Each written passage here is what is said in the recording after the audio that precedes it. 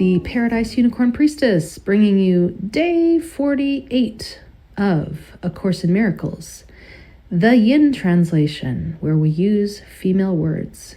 This would be February 17th, if you are starting at the new year.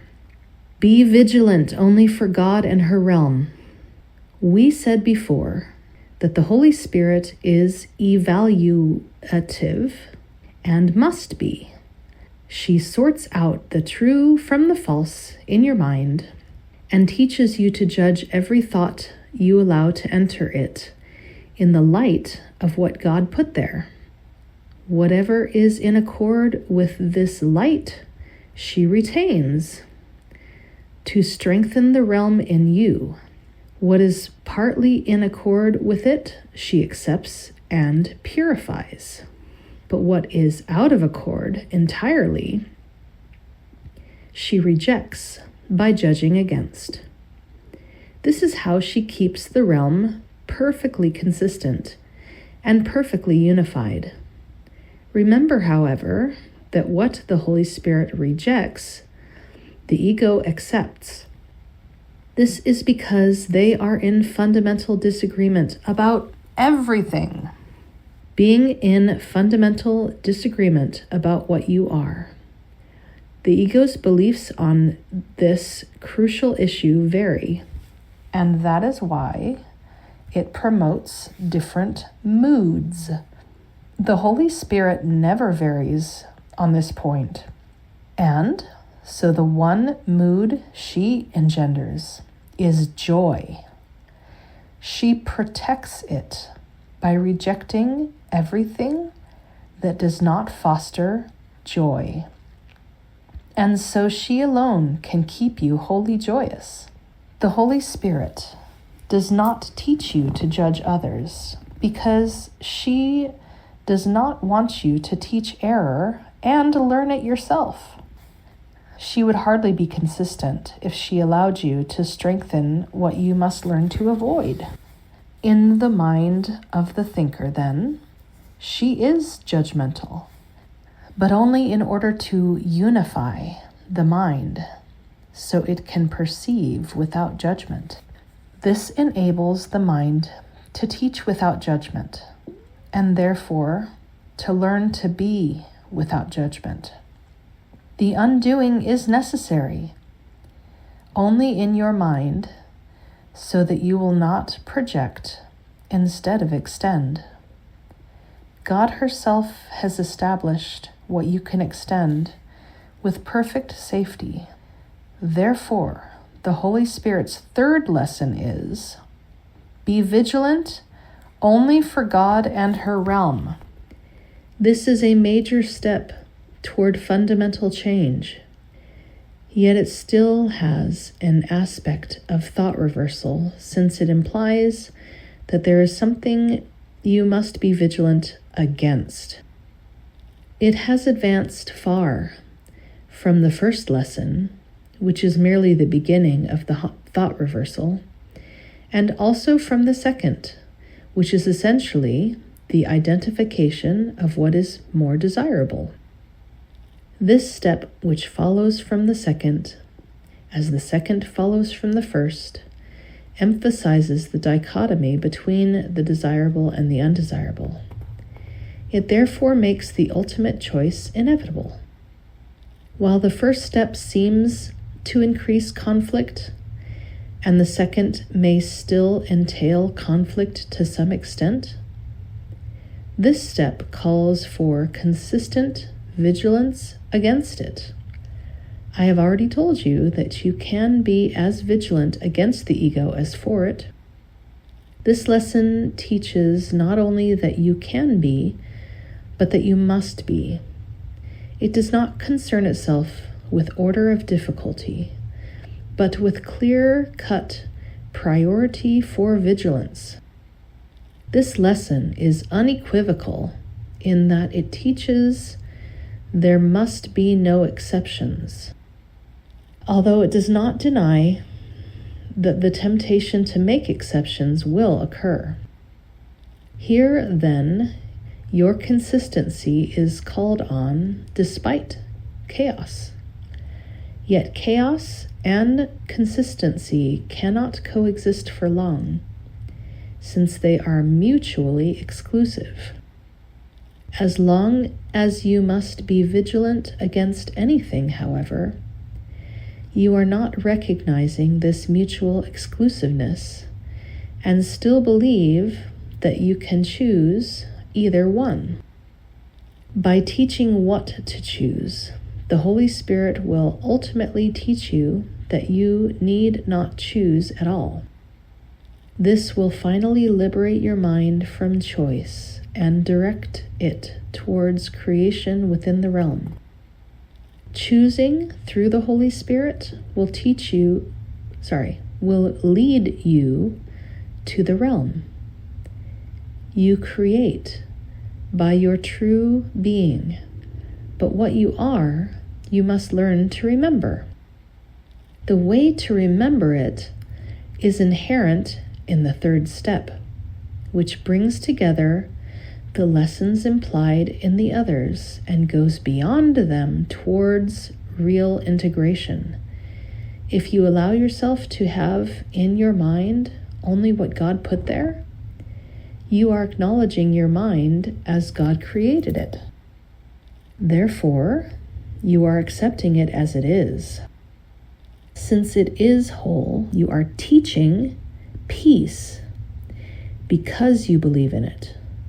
The final step will still be taken for you by God, but by the third step, the Holy Spirit has prepared you for God. She is getting you ready for the translation of having into being by the very nature of the steps you must take with her. You learn first that having rests on giving and not on getting. Next, you learn that you learn what you teach, and that you want to learn peace. This is the condition for identifying with the realm, since it is the condition of the realm. You have believed that you are without the realm and have therefore excluded yourself from it in your belief. It is therefore essential to teach you that you must be included, and that the belief that you are not is the only thing that you must exclude. The third step is thus one of protection for your mind, allowing you to identify only with the center, where God placed the altar to herself. Altars are beliefs, but God and her creations are beyond belief because they are beyond question. The voice for God speaks only for belief beyond question, which is the preparation for being without question. As long as belief in God and her realm is assailed by any doubts in your mind, her perfect accomplishment is not apparent to you. This is why you must be vigilant on God's behalf. The ego speaks against her creation and therefore engenders doubt.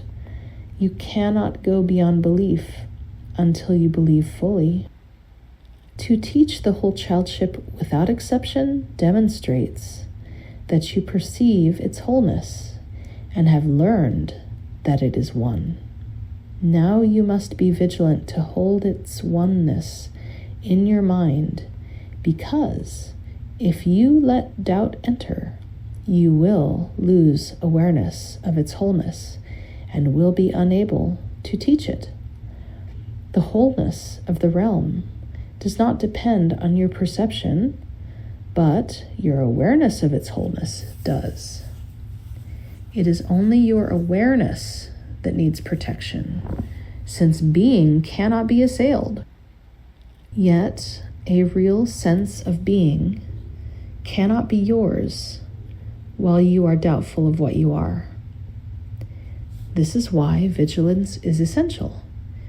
Doubts about being must not enter your mind, or you cannot know what you are with certainty. Certainty is of God for you. Vigilance is not necessary for truth, but it is necessary against illusions. Truth is without illusions, and therefore within the realm. Everything outside the realm is illusion. When you threw truth away, you saw yourself as if you were without it. By making another realm that you valued, you did not keep only the realm of God in your mind, and thus placed part of your mind outside it. What you made has imprisoned your will and given you a sick mind that must be healed. Your vigilance against this sickness is the way to heal it. Once your mind is healed, it radiates health and thereby teaches healing. This establishes you as a teacher who teaches like me. Vigilance was required of me as much as of you, and those who choose to teach the same thing must be in agreement about what they believe. The third step, then, is a statement of what you want to believe and entails a willingness to relinquish everything else. The Holy Spirit will enable you to take this step if you follow her. Your vigilance is the sign that you want her to guide you. Vigilance does require effort, but only until you learn that effort itself is unnecessary. You have exerted great effort to preserve what you made because it was not true. Therefore, you must now turn your effort against it. Only this can cancel out the need for effort and call upon the being which you both have and are. This recognition is wholly without effort, since it is already true and needs no protection. It is in the perfect safety of God. Therefore, inclusion is total and creation is without limit. I gotta tell you, A Course in Miracles does not fool around. Oh no. All right, lesson 48. There is nothing to fear. The idea for today simply states a fact. It is not a fact to those who believe in illusions, but illusions are not facts. In truth, there is nothing to fear. It is very easy to recognize this, but it is very difficult to recognize it for those who want illusions to be true. Today's practice periods will be very short, very simple, and very frequent. Merely repeat the idea as often as possible. You can use it with your eyes open at any time and in any situation. It is strongly recommended, however, that you take a minute or so, whenever possible, to close your eyes and repeat the idea slowly to yourself several times. It is particularly important that you use the idea immediately should anything disturb your peace of mind. The presence of fear is a sure sign that you are trusting in your own strength. The awareness that there is nothing to fear shows that somewhere in your mind, though not necessarily in a place you recognize as yet, you have remembered God and let her strength take the place of your weakness. The instant you are willing to do this, there is indeed nothing to fear. Okay, happy practicing. Until next time.